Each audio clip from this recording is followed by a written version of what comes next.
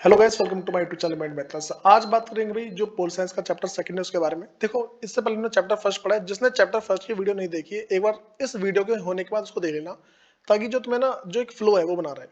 अब सुनो भाई, तो बात करते हैं जो हमारा चैप्टर है वो है क्या, भारतीय संविधान में अधिकार। देखो, हमने पहले पिछले चैप्टर में पढ़ा है कि भारतीय संविधान होता क्या है। एक संविधान का मतलब मान लो कि कानून है, कानून के बहुत सारे गुच्छे होते हैं। इसका मतलब है कि हमारे पास जितने भी नियम और कानून होते हैं उन सबको अगर एक साथ देखते हैं, हम उसका क्या बोलते हैं, संविधान बोलते हैं। तो उसी में से भाई हम बात करते हैं कि अधिकार। ठीक है, तो संविधान है, संविधान में अधिकार का मतलब क्या होता है। देखो भाई, कोई सा भी इंसान है, अगर उसको अपना विकास करना है, मतलब कि पढ़ाई वगैरह करनी है, ठीक, फिर मान नौकरी वगैरह पानी, ठीक, विकास करना है, या फिर मान के चलो भाई वो कोई उसको कोई सा काम करना है, कोई सा कार्य करना है, ठीक है, या फिर मान लो कि वो किसी तरीके से कुछ भी करना चाहता है, तो इन सब चीजों के लिए ना उसको क्या अधिकार की जरूरत पड़ती है। तो हम वही पढ़ेंगे भाई अधिकार क्या होता है। तो अधिकार सामाजिक जीवन की वे धारा है, ठीक है, बिना जिसके किसी मनुष्य के अपना विकास नहीं कर सकते। देखो, सिंपल बताओ क्या भाई, अधिकार का मतलब ना भाई वो सारी की सारी जीवन की धारा होती है जिसके बिना मनुष्य अपना विकास नहीं कर सकता। अगर सिंपली बोले, अधिकार वे हक है जो एक आम आदमी को जीवन जीने के लिए चाहिए, ठीक है, और उसकी मांग भी करता है। ठीक है, उसके बाद भाई हम अगर अगली बात करते हैं, अधिकार का घोषणा पत्र क्या होता है। अगर इसकी सिंपल सी बात बोले ना भाई, कि देखो, अधिकतर लोकतांत्रिक देशों में, समझो पहले लोकतांत्रिक देश क्या होते हैं। लोकतांत्रिक देश वो सारे के सारे देश हो जाते हैं जहां पर जो वहां के जो नेता है, ठीक है, वो जनता के द्वारा चुने जाते हैं। तो अधिकतर लोकतांत्रिक देशों में नागरिकों के अधिकारों को संविधान में सूचीबद्ध किया जाता है। देखो, बहुत सारे देश ऐसे भाई जहां पर जो लोग हैं उनके अधिकारों को, जो भी उनके अधिकार है, उसको संविधान की पुस्तक में लिखा जाता है, और उसी को हम क्या बोलते हैं भाई, अधिकार का घोषणा पत्र बोलते हैं। ठीक है, उसके बाद ना अगर हम थोड़ा अगली बात करते हैं कि हमें मौलिक अधिकारों की आवश्यकता क्या है। पहले समझते भाई मौलिक अधिकार क्या होता है। मौलिक अधिकार वो होता है जो व्यक्ति को अपना जीवन जीने के लिए चाहिए होते हैं। ठीक है, तो मौलिक अधिकार व्यक्ति के मूल विकास, मतलब कि उसका जो बेसिक विकास है वो, ठीक है, स्वर्गीण विकास, वो जो आगे विकास में जाता है, के लिए आवश्यक है। ठीक है, फिर समाज में समानता, स्वतंत्रता, बंधुत्व, आर्थिक सामाजिक विकास लाने में सहयोग प्रदान करता है। भाई ये जो मौलिक अधिकार है, ये हमारे पास क्या है, हमें स्वतंत्रता देता है, ठीक है, हमें समानता का अधिकार देता है। और बंधुत्व एक तरीके से मान लो कि भाई हमें ना मान लो जिस जो हम काम करना चाहते हैं, ठीक है, या फिर मान लो जिस धर्म से जुड़ना चाहते हैं, कोई सा भी काम करना चाहते हैं, उन सब के लिए हमें स्वतंत्रता प्रदान करता है। ठीक है भाई, अगली बात करते हैं बस कि राष्ट्रीय मानव अधिकार आयोग क्या है। देखो भाई, 2000 में राष्ट्रीय मानव अधिकार गठन हुआ। ठीक है, ये तुम्हारा एमसीक्यू बन के आएगा कि जो मानव अधिकार गठन है वो भाई कब बना था, 2000 में बोल देंगे। फिर इसमें सदस्य एक भूतपूर्व सर्वोच्च न्यायालय का मुख्य न्यायाधीश, ठीक है, इसमें जो सदस्य थे, सदस्य कौन कौन थे, इसके मेंबर कौन कौन थे। एक जो भाई जो पुराना सर्वोच्च, मतलब जो पुराना न्यायालय, उसके जो मुख्य न्यायाधीश थे वो, ठीक, जो जज थे पुराने वो, एक भूतपूर्व उच्च न्यायालय का मुख्य न्यायाधीश, तथा मानव अधिकार के संबंध में ज्ञान रखने या व्यवहारिक अनुभव रखने वाले दो सदस्य होते हैं। देखो, इसमें दो सदस्य होते हैं, जिसमें से एक कोई पुराना जज होता है, ठीक है, बोलते हैं जज साहब, वो वाले जज साहब होते हैं। उसके बाद भाई अब इसका कार्य क्या है, ठीक है, क्या काम जो राष्ट्रीय, मतलब कि जो राष्ट्रीय मानव अधिकार आयोग है, काम करते हैं, ये शिकायत सुनते हैं लोगों की। ठीक है, दूसरा जांच करना, जगह पीड़ित को राहत पहुंचाना। देखो भाई, तीन काम इनके। पहले करते हैं भाई शिकायत सुनते हैं, देखो जिसको कोई समस्या है ना, तो पहले उसकी समस्या सुनते हैं। समस्या सुनने के बाद उसकी जांच पड़ताल करेंगे। ठीक, जांच पड़ताल करने के बाद जो भी उसको समस्या है, ठीक है, उन समस्या का वो समाधान निकालेंगे। ठीक है, ये तुम्हारे पास भी टोटल 3 पॉइंट है। उसके बाद अगली बात करते हैं कि भारतीय संविधान में मौलिक अधिकार क्या है। तो भारत के स्वतंत्रता आंदोलन के दौरान, जब भाई हमारा भारत जब स्वतंत्र कराने के लिए जो आंदोलन चलाए गए थे, उसके दौरान क्रांतिकारी वो लोग थे जो आजादी के लिए लड़ाई कर रहे थे। हाँ भाई, आंदोलन के दौरान क्रांतिकारियों, स्वतंत्रता नायकों द्वारा नागरिक हाँ भाई, नागरिक अधिकारों की मांग समय समय पर उठाई जा रही थी। देखो भाई, जो भी स्वतंत्रता दिलाने के लिए जो लड़ाई कर रहे थे, जितने भी क्रांतिकारी थे, ठीक है, या फिर जो स्वतंत्रता के जो नायक थे, ठीक, ये सारे क्या है कि लोगों को उनके अधिकार दिलाने के बार बार लड़ाई कर रहे थे। ठीक है, तो 1928 में मोतीलाल नेहरू समिति ने अधिकारों के एक घोषणा पत्र की मांग उठाई। अधिकार का घोषणा पत्र का पीछे पढ़ा चुका हूं भाई, कि अधिकार का घोषणा पत्र का मतलब है जो लोग हैं, ठीक है, जो कोई सा भी इंसान है, उसके जितने भी अधिकार हैं, ठीक है, वो सारे के सारे अधिकार अगर देखो भाई जितने अधिकार है, अगर सारे के सारे अधिकार तुम्हारे संविधान में लिख दिए गए हैं, जो संविधान की पुस्तक है अगर उसमें लिख दिए गए, उसी को हम क्या बोलते हैं भाई, उसी को बोला जाता है अधिकार का घोषणा पत्र। ठीक, फिर स्वतंत्रता के बाद इन अधिकारों में से अधिकांश को संविधान में सूचीबद्ध कर दिया गया। ठीक है, और जितने भी अधिकार की मांग उठाई गई थी मोतीलाल नेहरू के द्वारा 1928 में, ठीक, उन सबको संविधान की पुस्तक में लिख दिया गया। भाई अगली बात करते हैं सामान्य अधिकार क्या होता है। वे अधिकार जो साधारण कानून की सहायता से लागू किए जाते हैं, वो साधारण अधिकार, जैसे भाई हमें खुले में घूमने का अधिकार, ठीक है, और दूसरी बात बोलती है हम जहां रहना चाहते हैं उसका अधिकार, मैं जिस धर्म से जुड़ना चाहता हूँ उस धर्म का अधिकार। तो ये सारी बातें बोली जा रही है। तुमने देखो भाई, देखो तुमने भारत के अंदर जो नॉर्मली क्या होता है, तुम किसी भी अगर मान लो जाति धर्म से अगर जुड़ना चाहते हो जुड़ सकते हो, कि भाई तुम्हारे पास अधिकार है उन चीजों का। तो वे अधिकार जो सामान्य कानून की सहायता से लागू किए जाते हैं तथा इन अधिकारों में संसद कानून बनाकर परिवर्तन कर सकती है। जो संसद है, ठीक है, वो क्या है कि इन अधिकारों में आराम से जब भी चाहे परिवर्तन कर सकती है। संसद जो भी जितने अधिकार है या फिर जितने भी जो कानून बनाए गए, ठीक है, इन सब में क्या जब चाहे वो परिवर्तन कर सकती है, बदलाव कर सकती है, और इसी को बोलते हैं भाई सामान्य अधिकार। अगली बात करते हैं मौलिक अधिकार क्या होता है। देखो भाई वैसा पढ़ा चुका हूँ, जीवन को जीने के लिए जो भी अधिकार जिनकी आवश्यकता होती है उसी को मौलिक अधिकार बोलते हैं। तो वे अधिकार जो संविधान में सूचीबद्ध किए गए हैं तथा जिनको लागू करने के लिए विशेष प्रावधान लगाए किए गए, ठीक है भाई, एक स्पेशल एक्ट बनाया गया, एक स्पेशल रूल बनाया गया है। ठीक है, तो जब भी भाई ऐसा होता है हम उसे क्या बोलते हैं, मौलिक अधिकार बोलते हैं। ठीक है, फिर इनकी गारंटी और सुरक्षा समय संविधान करता है। भाई इसकी जो गारंटी कौन देता है, संविधान देता है। ठीक है, और सुरक्षा भी इसकी संविधान करता है। ठीक, अगर कोई इंसान है अगर उससे उससे अगर उसके मौलिक अधिकार छीने जाते हैं तो भाई उसके ऊपर कानूनी कार्रवाई आराम से हो सकती है। ठीक, फिर इन अधिकारों में परिवर्तन के लिए संविधान में संशोधन करना पड़ता है, और जितने भी जो अधिकार है, जो जितने मौलिक अधिकार है, अगर इन सब में बदलाव करना है, ठीक है, तो भाई सिंपल सी बात बोलेंगे कि हमें क्या है कि जो संविधान है उसमें संशोधन परिवर्तन करना होगा। ठीक, सरकार का कोई भी अंग मौलिक अधिकार के विरुद्ध कोई कार्य नहीं कर सकता। भाई सरकार का कोई सा हिस्सा, तीन हिस्से ना, न्याय देखो, विधायिका विधायिका कार्यपालिका न्यायपालिका, तीन है। ठीक, इन तीन में से कोई भी जो मौलिक अधिकार है उसमें कुछ परिवर्तन नहीं कर सकता या फिर उसमें कुछ बाधा नहीं डाल सकता। भाई कुछ बात हमें जो समझनी है, मौलिक अधिकार की जो प्रेरणा भारत ने अमेरिका के संविधान से लिया। देखो भाई ये ध्यान रख के चलना, जो मौलिक अधिकार है कहाँ से लिया है, अमेरिका से लिया। क्या ये तुम्हारा एमसीक्यू में आने के चांस है। ठीक, फिर संविधान के भाग 3 अनुच्छेद 12 से 5 तक मौलिक अधिकारों का विवरण लिखा हुआ है। देखो भाई जो तुम्हारे पास संविधान है, ठीक है, संविधान में अगर तुम सेक्शन 12 से लेकर सेक्शन 15, ठीक, भाग 3 में अगर चेक करोगे तो तुम्हें दिख जाएगा भाई कौन कौन से मौलिक अधिकार तुम्हें प्राप्त है। अगली बात करते हैं भाई मौलिक अधिकार के प्रकार क्या होते हैं। ठीक है, वैसे देखो तुम्हें इसमें कुछ नोट समझा रहा हूं पहले, मौलिक अधिकार का जो मौलिक अधिकार है उसके प्रकार पढ़ने से पहले।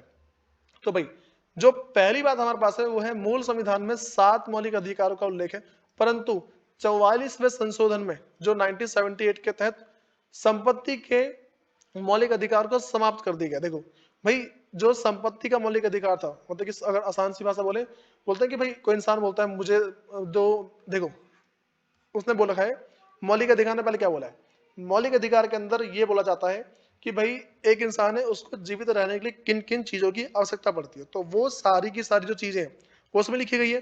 तो भाई ये जो लिखी है उसमें से संपत्ति हटा दी, बोला भाई इंसान को जीने के लिए संपत्ति नहीं चाहिए होती, ठीक है, तो इसको हटा दिया गया और उसे सामान्य कानून के अधिकार के रूप में अनुच्छेद 300, ठीक है, और मतलब जो सब अनुच्छेद है, मतलब इसको बोलते हैं सेक्शन और इसको बोलते हैं सब सेक्शन में स्थापित कर दिया गया। मतलब कि जो संपत्ति का अधिकार है वो पहले मौलिक में था, लेकिन अब क्या है वो सामान्य अधिकार के अंदर आ गया। ठीक है, वो सामान्य कानून के अंदर आ गया। ठीक है, फिर भाई अब बात करते हैं मेरे पास क्या है कि इसमें कौन कौन से अधिकार मेरे पास है जो कि मौलिक अधिकार कहलाते हैं। ठीक, तो मौलिक अधिकार पता समानता का अधिकार, स्वतंत्रता का अधिकार, शोषण के विरुद्ध अधिकार, ठीक है, धार्मिक स्वतंत्रता का अधिकार। अगली बात करते हैं संस्कृति और शिक्षा संबंधी अधिकार और संवैधानिक उपचारों का अधिकार। भाई ये सारे के सारे अभी हम पढ़ेंगे, ठीक है, तुरंत डिटेल में। अब सुनो भाई, तो पहले बात करते हैं मेरे पास है जिसको बोलते हैं समता या फिर समानता का अधिकार क्या होता है। तो अनुच्छेद 14 में बता रखा है गारंटी कानून समता और समान कानूनी सुरक्षा प्राप्त करने हाँ भाई, प्राप्त करने के बिना भेदभाव के। सुनो भाई, अब अनुच्छेद 14 में ये बता रखा है कि हमारे पास कोई सी भी कानूनी सुरक्षा हो, ठीक है, या कुछ भी हो, या फिर मान लो कि सम्मान, मतलब देखो हमें ना, हम जिस समाज में रह रहे हैं हमें वहां पे एक बराबर कानूनी सुरक्षा प्रदान की जाएगी, कभी भी भेदभाव नहीं हुआ। लेकिन देखो एक्चुअल में होता है भाई, अमीर में गरीब में होता है हमेशा। ठीक, इसमें बस बुक में लिखा हुआ है तो इसको पढ़ लो कि हाँ भाई कानून में से लिखा हुआ है। जब तुम कभी कोर्ट कचहरी के चक्कर लगते हैं ना तो भाई यहाँ पे तुम्हारे ये सब क्या काम आते हैं। अगली बात करते हैं भाई अनुच्छेद 15, सरकार धर्म, जाति, ठीक, लिंग या जन्म स्थान के आधार पर भेदभाव मुक्त समाज की स्थापना। देखो भाई, इसमें क्या हुआ है कि सरकार के हिसाब से, धर्म, जाति के हिसाब से, लिंग, जेंडर के हिसाब से या जन्म के स्थान के हिसाब से कोई भी तुमसे भेदभाव नहीं करेगा। ठीक है। अगली बात है अनुच्छेद 16 में सार्वजनिक नियुक्ति में अवसर समानता। देखो भाई, अगर हमारे पास क्या है कि कोई सा पद खाली हुआ, ठीक, मान लो कोई सी पोस्ट खाली है, तो उसमें क्या है कि एक तरीके से मान लो कि भेदभाव नहीं किया जाए। लेकिन देखो भाई, यहाँ पे होता है ये जो तुम्हारा ना एससी हो गया, ठीक है, एससी एसटी, ठीक है, एससी एसटी, मान लो ओबीसी होता है, माइनॉरिटी होता है, तो ये जितने भी हैं, ठीक, माइनॉरिटी वो लोग होते हैं भाई जिसको अगर आसान, जिनकी संख्या बहुत कम है, ठीक है, जिन वो जाति के लोग जिनकी संख्या काफी कम है, ठीक है। तो भाई उसमें ना ये चीज होती है कि जो जैसे मान लो कि जो नीची जाति वाले का है, ठीक है, उसको परसेंटेज देके आगे निकला जाता है। अगली बात करते हैं अनुच्छेद 17 की, तो समाज में छुआछूत की समाप्ति। देखो भाई, पहले के टाइम में गांव में छुआछूत, फिर शहर में भी काफी ज्यादा होता था। अभी भी बहुत से गांव ऐसे हैं जहाँ पे छुआछूत चलता है, ऊंची जाति के लोग, नीची जाति के लोग, इस तरीके से। भाई अगली बात करते हैं अनुच्छेद 18, सैनिक एवं शैक्षिक उपाधियों के अलावा उपलब्धि पर रोक। देखो भाई, अब ऐसा है कि एक तो सैनिक और जो शैक्षिक है, ठीक, इनके अलावा और जो कोई सी भी उपाधि है उन सब पे रोक नहीं लगाया जाएगा। ठीक है, सबको एक बराबरी तरीके से मान लो हिस्सा है। अब सुनो भाई, अगली बात करते हैं स्वतंत्रता का अधिकार। ठीक, तो अनुच्छेद 19 में बता रखा है स्वतंत्रता किस चीज की भाई, भाषण एवं अभिव्यक्ति, संघ बनाने की। भाषण मतलब कि तुम किसी भी चीज के ऊपर भाषण दे सकते हो, अभिव्यक्ति अपना ग्रुप बना सकते हो, संघ, देखो संघ बनाने का मतलब क्या है, अपना ग्रुप बना सकते हो। फिर अगला है सभा करने, भारत भर में भ्रमण करने, मतलब पूरे भारत में घूमने के तुम्हें पूरा पूरा अधिकार है। फिर भारत के किसी भाग में बसने, तुम भारत के किसी भाग में बस सकते हो। और स्वतंत्रता पूर्वक कोई भी व्यवसाय करने। देखो वो सारे व्यवसाय, वो सारे बिजनेस जो कि लीगल है, ठीक है, तुम वो सारे सारे बिजनेस आसानी से कर सकते हो। अगली बात करते हैं भाई, जो अनुच्छेद 20 है, अपराध में अभियुक्त या दंडित व्यक्ति को सुरक्षा प्रदान करना।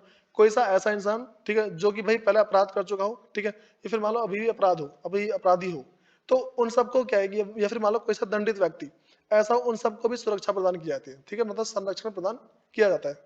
अगली बात करते हैं भाई अनुच्छेद 21, कानूनी प्रक्रिया के अतिरिक्त किसी भी व्यक्ति को जीने की स्वतंत्रता से वंचित नहीं किया जा सकता। देखो कह रहा है कि कानूनी प्रक्रिया के अलावा, अगर कानूनी प्रक्रिया चल रही है उस चीज को छोड़ के दूसरा कोई सा भी व्यक्ति है, ठीक है भाई, उसको हम क्या है कि ये मान लो हम उससे जीने का अधिकार नहीं छीन सकते। लेकिन सेक्शन, वही अगली बात करते हैं सेक्शन 21 के का भाग में, ठीक, ये 2002 में जो ऐड किया था, जो 86वां संविधान का संशोधन है, ठीक है, मतलब जब 86 बार चेंज किया था ना, उस टाइम बोला गया था कि वर्ष 6 से 14, हाँ भाई 14 आयु मुक्त अनिवार्य। देखो भाई इसमें क्या है कि 14 साल से देखो जो बच्चा 6 साल से लेके कोई अगर 14 साल तक है, उसको फ्री एजुकेशन दी जाएगी। ठीक है भाई, तुम देखा होगा जो गवर्नमेंट स्कूल में ना 9 से लेके 12 तक तुमसे हर महीने आई थिंक 30 रुपए लिए जाते हैं, पर डे के 1 रुपए लिए जाते हैं। ठीक है, लेकिन इससे पहले सारा सारा फ्री होता है। ठीक, अगली बात करते हैं अनुच्छेद 22 है, किसी भी नागरिक की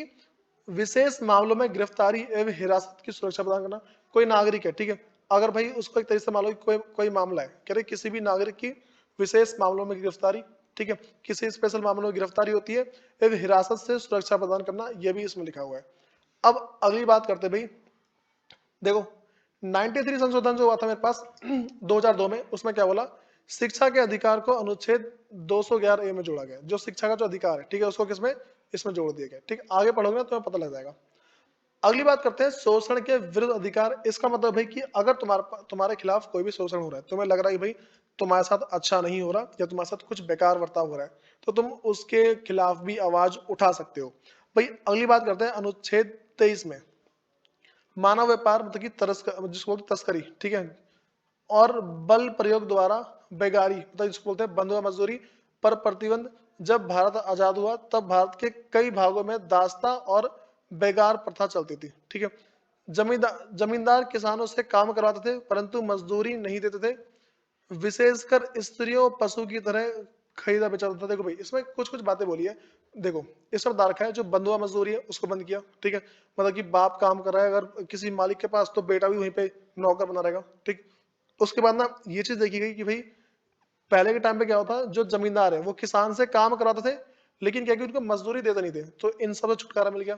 और अगली बात करें जो जो भाई स्त्रियां थी, ठीक है, स्त्रियों को पशु की तरह खरीदा और बेचा जाता था पहले, उसके बाद भाई अगली बात करते हैं अनुच्छेद 24 के अंदर खदानों, कारखानों और खतरनाक कामों में बच्चों की मनाही। देखो भाई बच्चों होता है ना कि जो चाइल्ड लेबर, ठीक है, जो चाइल्ड लेबर है वो मतलब कि इसको बना कर रखा है गवर्नमेंट ने। तो भाई अगर कोई सा भी खतरनाक, मान लो कोई खदान है, ठीक है, कोई कारखाना है या कोई सा खतरनाक काम है, इनमें बच्चे काम नहीं करेंगे। भाई अगली बात करते हैं अनुच्छेद 24 के अनुसार 14 वर्ष से कम आयु के बच्चे को किसी भी जोखिम वाले काम पर नहीं लगाया जाएगा, जैसे खदानों में, कारखानों में इत्यादि, ठीक है। तो जो बच्चा 14 साल से कम की आयु का है उसको किसी भी खतरनाक जगह पे अतिरिक्त मान लो काम नहीं करने दिया जाता है। अगली बात करते हैं भाई धार्मिक स्वतंत्रता का अधिकार जो हमारे पास है भी, उसके बारे में देखते हैं। तो अनुच्छेद 25 में अपने अपने धर्म को मानने, ठीक है, पालन करने एवं प्रचार प्रसार करने का अधिकार है। देखो भाई तुमने देखा होगा कि जितने भी जाति धर्म के लोग हैं वो क्या है, अपने धर्म का बहुत प्रचार करते हैं, ठीक। जैसे मान लो कि अभी मान लो कि जो 22 जनवरी है, 22 जनवरी 2024 को ये जो भाई राम मंदिर का जो उद्घाटन हुआ था, तो इसमें क्या है कोई भी कानूनी प्रक्रिया नहीं हो सकती, ठीक है। ऐसा क्यों भाई, क्योंकि धार्मिक स्वतंत्रता का अधिकार प्राप्त है हमें।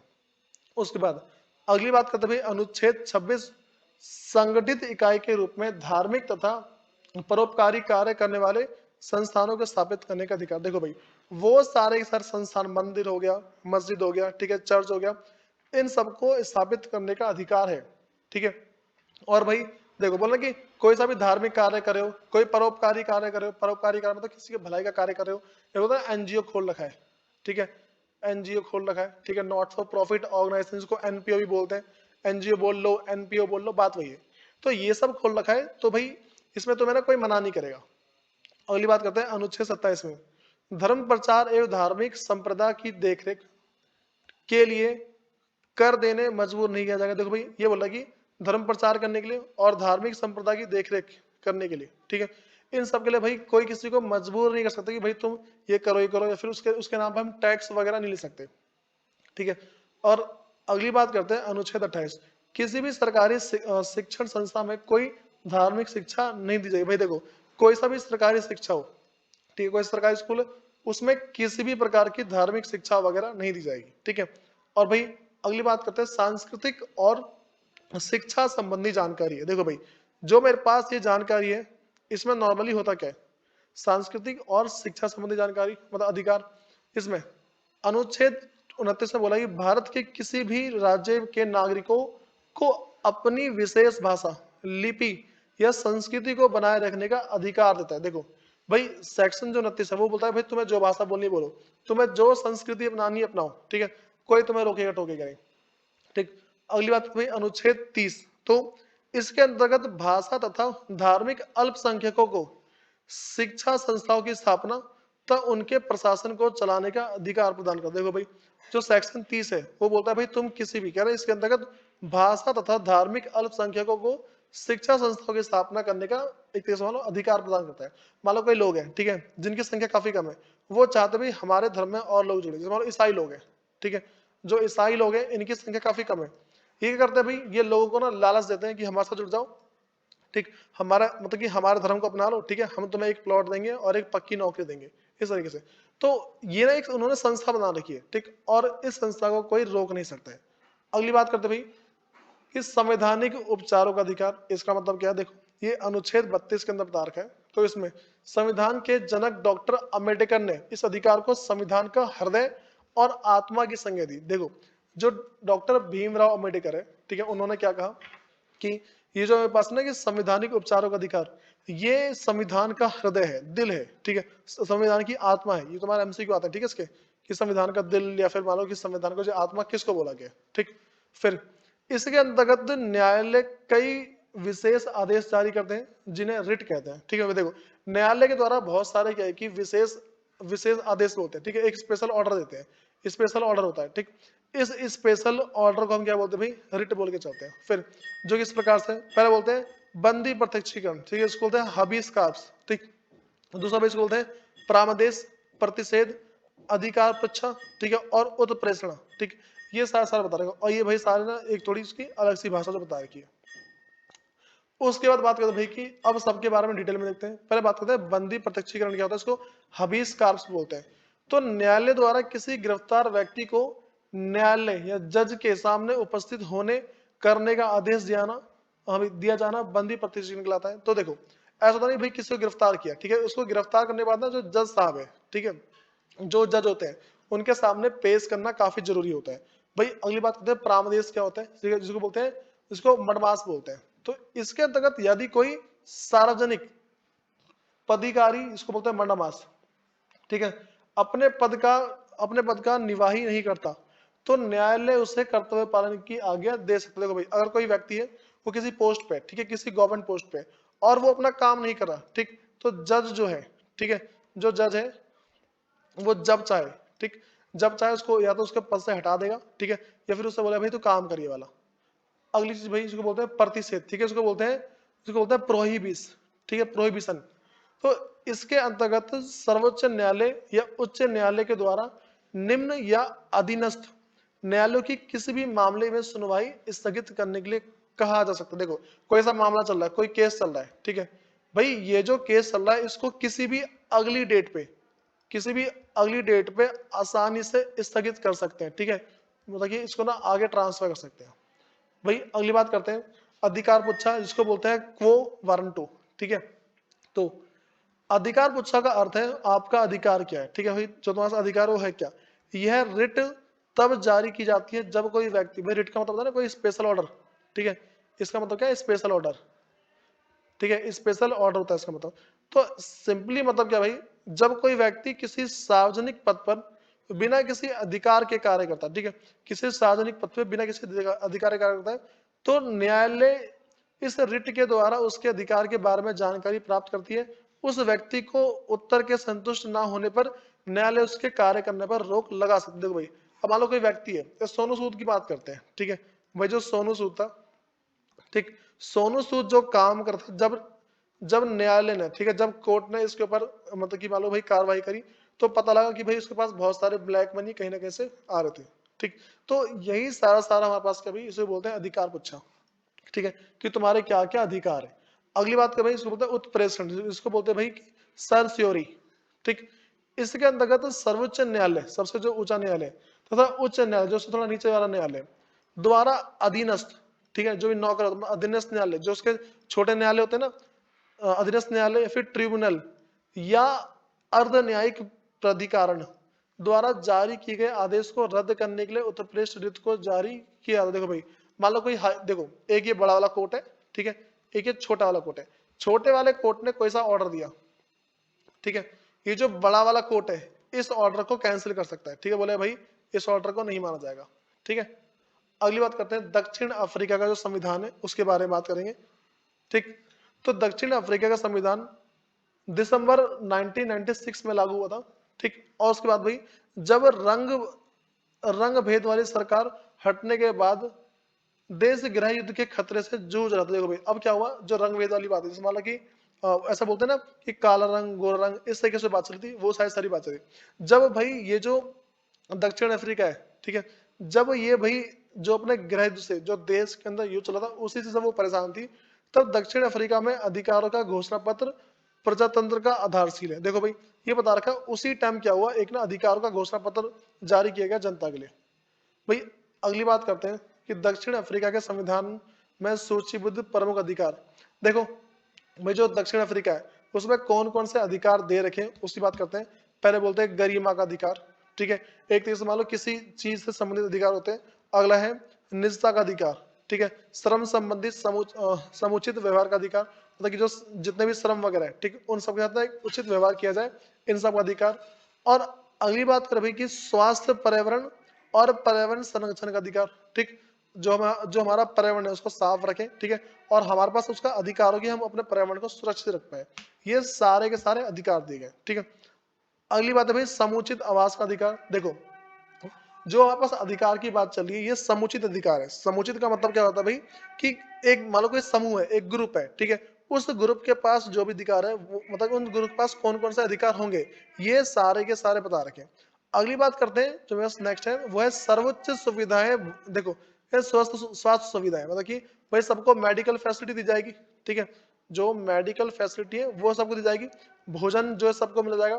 पानी और सामाजिक सुरक्षा का अधिकार ये सारा। अगला है बाल अधिकार, ठीक है, भाई जो बच्चे हैं, ठीक है, जो छोटे छोटे बच्चे होते हैं, ठीक, उन बच्चों को लेकर भी क्या अधिकार दे रखा है। अगला है बुनियादी और उच्च शिक्षा का अधिकार। भाई हर एक इंसान जो है एक बेसिक नॉलेज ले सकता है या फिर उच्च शिक्षा ये प्राप्त कर सकता है। अगली चीज भाई सूचना प्राप्त करने का अधिकार। हर एक इंसान को किसी भी चीज के बारे में सूचना प्राप्त करने का अधिकार है जो सार्वजनिक है, जो सरकार के द्वारा या फिर मान लो जो जनता के लिए है। अगली बात सांस्कृतिक, धार्मिक और भाषाई समुदाय का अधिकार। देखो भाई हर एक इंसान को अपनी संस्कृति बनाने का अधिकार है, वो जिस धर्म में जुड़ना चाहता है उसका अधिकार है, और भाषा को लेकर भी अधिकार दे रखे हैं। ठीक है भाई अगली बात करते हैं कि राज्य के नीति निर्देशक तत्व क्या होते हैं। तो स्वतंत्र भारत में सभी नागरिकों में समानता लाने, जितने भी नागरिक समय समानता लाने और सबका कल्याण करने के लिए मौलिक अधिकारों के अलावा बहुत से नियमों की जरूरत थी। देखो भाई देश का ना भला करने के लिए बहुत सारे देखो बहुत सारे मौलिक अधिकार के साथ साथ, ठीक है, मौलिक अधिकार के साथ साथ और क्या भाई बहुत सारे नियम वगैरह उन सब की जरूरत थी।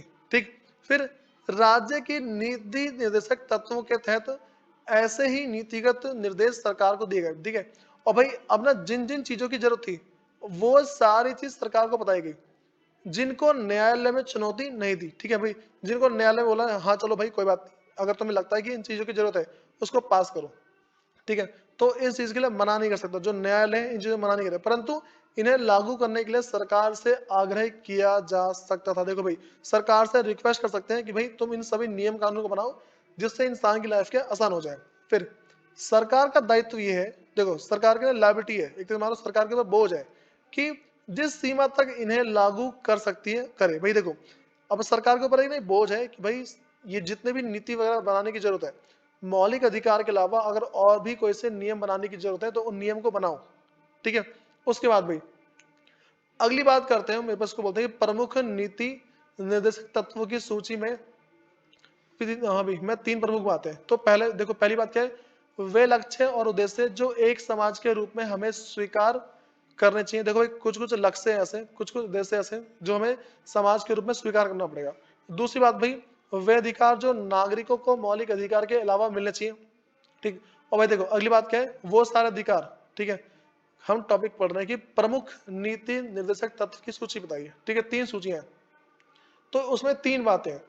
तो वही क्या है, दूसरी बात है वे अधिकार जो नागरिकों को मौलिक अधिकार के अलावा मिलने चाहिए, ये भी उसी के अंदर है। अगला वे नीतियां जिन्हें सरकार को स्वीकार करना चाहिए, वो सारी की सारी नीति जिसे सरकार को स्वीकार कर लेनी चाहिए। भाई अगली बात है नागरिकों के मौलिक कर्तव्य क्या है। तो 1976 में 42वें संविधान संशोधन द्वारा नागरिकों के मौलिक कर्तव्य की सूची, ठीक है, जिसमें भाई जो सेक्शन 51 और उसके का भाग में, ठीक है, इसको 51A बोल के चलते हैं, का समावेश किया गया। मतलब कि ना जो भी संविधान संशोधन देखो कह रहा है नागरिकों के मौलिक कर्तव्य, नागरिक के मौलिक कर्तव्य क्या क्या है वो संविधान के 42वें संशोधन में हुआ था। ठीक है, और ये तुम्हारे अनुच्छेद 51A में लिखा हुआ है। भाई अगली बात करते हैं इसके अंतर्गत नागरिकों के 10 मौलिक अधिकार मतलब कर्तव्य नहीं है। देखो भाई जितने भी मौलिक कर्तव्य ना ये सारे सारे पढ़ लेना, एग्जाम में आने के कम चांस होते हैं लेकिन फिर भी इसको एक बार पढ़ लेना। ठीक है भाई कि क्या क्या है सारे सारे पॉइंट, जो भी इसका स्क्रीनशॉट ले लो, ठीक है, वीडियो पीछे कर लो, आगे कर लो, जो करना है वो कर लो। अगली बात करते भाई कि नीति निर्देशक तत्व और मौलिक अधिकारों में संबंध क्या। देखो जो नीति निर्देशक तत्व है, ठीक है, ये और जो मौलिक अधिकार है इन दोनों में संबंध क्या है। तो पहला दोनों एक दूसरे का पूरक है। ठीक है, एक मतलब कि एक के बदले दूसरा हो नहीं सकता। ठीक है, दोनों एक जैसे हैं। जहां मौलिक अधिकार सरकार के कुछ कार्य पर प्रतिबंध लगाते हैं, वही नीति निर्देशक तत्व उसे कुछ कार्य करने की प्रेरणा देते हैं। देखो जहां पर मौलिक अधिकार है सरकार के कुछ कार्य पर रोक लगाते हैं, जो नीति निर्देशक तत्व बोलते हैं भाई ये काम करो हो जाएगा अच्छे से।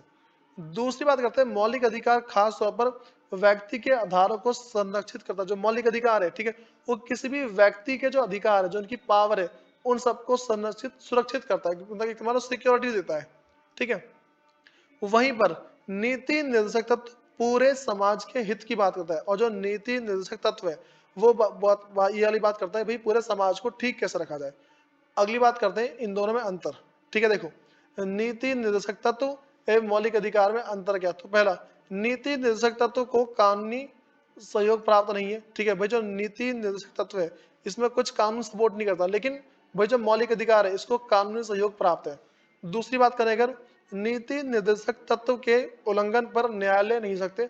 अगर तुम किसी नीति को नहीं मानते हो, किसी पॉलिसी को नहीं मानते हो, ठीक है, तो क्या भाई तुम कोर्ट में जा नहीं सकते। जैसे मान लो कि अब एक कोई पर्सन है, ठीक है।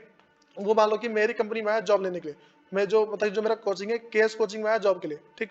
अब भाई मैंने इससे बोला कि भाई एक काम कर, देख तू अगर जॉब करने आएगा तो कम से कम तू 2 साल जॉब करेगा, ठीक है। अगर तू 2 साल से पहले छोड़ता है तो हम तेरे पे केस कर देंगे, ये हमारी कंपनी की पॉलिसी है, ये हमारी कंपनी की नीति है, ठीक। भाई अगर ये बिना 2 साल से पहले चला जाता है, ठीक है, तो मैं इसका कुछ कर नहीं सकता, ठीक है, क्योंकि कानून की सहायता में ले नहीं सकता। अगली बात करते हैं भाई, लेकिन मौलिक अधिकार के उल्लंघन पर आप न्यायालय जा सकते हैं। भाई अगर तुमने मौलिक अधिकार का उल्लंघन किया तो तुम्हें सजा हो सकती है। अगला नीति, हाँ भाई, जो निर्देशक सिद्धांत का संबंध समाज से, भाई इसका संबंध क्या समाज से होता है, लेकिन इसका संबंध क्या व्यक्ति से होता है। अगली बात करें, जो निर्देशक सिद्धांतों को अभी लागू नहीं किया गया, ठीक है, ये जो सिद्धांत है ये सारे लागू नहीं हुए अभी, लेकिन मौलिक अधिकार तो भाई प्राप्त हो चुके हैं कब के। दूसरी चीज, निर्देशक सिद्धांतों का उद्देश्य सामाजिक और आर्थिक लोकतंत्र की स्थापना करना है। भाई जो मेरे पास नीति निर्देशक है उसका उद्देश्य क्या है, समाज में, ठीक है, और पैसों मतलब समाज में और पैसों में एक एक अच्छी स्थापना हो। देखो इसका मतलब है कि समाज के बारे में सोचें और पैसे के बारे में सोचें। लेकिन वही बात करें, मौलिक अधिकारों का उद्देश्य देश में राजनीतिक लोकतंत्र की स्थापना करना है, ठीक। जो मौलिक अधिकार है, मौलिक अधिकार उद्देश्य क्या भाई, कि वो राजनीतिक लोकतंत्र की स्थापना करता है, ठीक है। और अगली बात करें भाई, निर्देशक सिद्धांत समुदाय के कल्याण को बढ़ावा देता है। देखो ये जो निर्देशक सिद्धांत है, जो नीति निर्देशक सिद्धांत है, वो समुदाय, ठीक है, कोई सा ग्रुप है उसके कल्याण को बढ़ावा देगा, ठीक है। और कोई बात हो रही होती है उसको और बढ़ावा देता है, हाँ भाई करो अच्छी बात है। लेकिन जो मौलिक अधिकार है वो सिर्फ व्यक्ति के कल्याण को बढ़ावा देता है, ठीक है। भाई अगली बात करते हैं, बंधुआ मजदूरी क्या होता है, ये तुम्हारा 1 से 2 मार्क्स में आने के चांस होते हैं, ठीक है। तो जमींदार, ठीक है, उसको बोलते हैं भाई सूदखोर। सूदखोर वो व्यक्ति होते हैं जो मतलब कि किसी को पैसा उधार देते हैं और उस पर ब्याज खाते हैं, उसे बोलते हैं सूदखोर। और अन्य धनी लोगों द्वारा गरीबों से पीढ़ी दर पीढ़ी मजदूरी करवाना, इसी को बोलते हैं बंधुआ मजदूरी, ठीक है। अब इसे अपराध घोषित कर दिया गया, ठीक भाई, ये सारी सारी बात हमारे पास है, ठीक। तो हमने आज पूरा क्या पढ़ा भाई, देखो स्टार्टिंग से बता रहा हूँ जो जो टॉपिक हमने पढ़े हैं, ठीक। सबसे पहले हमने पढ़ा भाई कि जो भारत संविधान में अधिकार क्या होता है, अधिकार का मतलब पढ़ा हमने। अगली बात करते हैं अधिकार का घोषणा पत्र क्या होता है। फिर हमने पढ़ा कि हमें मौलिक अधिकार की आवश्यकता क्यों है। फिर हमने पढ़ा राष्ट्रीय मानव अधिकार आयोग क्या है, ठीक है। फिर पढ़ा कि भारतीय संविधान में मौलिक अधिकार मतलब कि किस तरीके से काम करता है। फिर सामान्य अधिकार क्या होता है ये पढ़ा हमने। फिर मौलिक अधिकार क्या होता है हमने ये पढ़ा, ठीक। फिर मौलिक अधिकार के कितने प्रकार होते हैं, तो भाई ये सारे सारे प्रकार है, ठीक है, ये जितने मैं तो बता दिए ये सारे के सारे, ठीक है। और इसके अंदर कुछ पॉइंट थे, ये वो है। फिर भाई हमने जो पढ़ा दक्षिण अफ्रीका का संविधान है उसके बारे में, और संविधान में कौन कौन सी बातें हैं, दक्षिण अफ्रीका के संविधान में कौन कौन सी बातें वो पढ़ा हमने। उसके बाद पढ़ा कि भाई राज्य के नीति निर्देशक तत्व क्या है, एक जो राज्य है, ठीक है, वहां पर जो कोई सी नीति निर्देशक तत्व क्या होते हैं, ठीक है, नीति को बनाने के लिए कौन कौन से तत्व हैं, या फिर मान लो कि पॉलिसी होती क्या है। जैसे मान लो कि एक कोई सा ऑफिस है, उस ऑफिस के अंदर भाई बोल रखा है कि नो स्मोकिंग, इसका मतलब क्या है, ये वहां की पॉलिसी है, ठीक। अगर तुम्हें स्मोकिंग करते हो तो तुम्हें जेल नहीं होगी, ठीक। अगली बात करते हैं, जो प्रमुख नीति निर्देशक तत्व हैं, जो 3 मुख्य बातें वो ये बातें थी। उसके बाद नागरिकों के मौलिक कर्तव्य क्या है, वही है, और इसके अंदर सारे सारे पॉइंट है, ठीक है, कि 10 मौलिक कर्तव्य, ये सारे पढ़ लेना भाई, बहुत आसान से लिखे, ठीक। उसके बाद है नीति निर्देशक तत्व और मौलिक अधिकार में संबंध क्या है, हमने पढ़ा। फिर दोनों के बीच में हमने अंतर पढ़ा, ठीक। लास्ट में पढ़ा भाई बंधुआ मजदूरी क्या होती है। देखो जिसको भी कोई डाउट होता है वो कमेंट करो, मैं जो भी डाउट है वो ट्राई करूंगा सारे सारे क्लियर हो जाए। उसके बाद मिलते हैं इसके नेक्स्ट वीडियो में। धन्यवाद।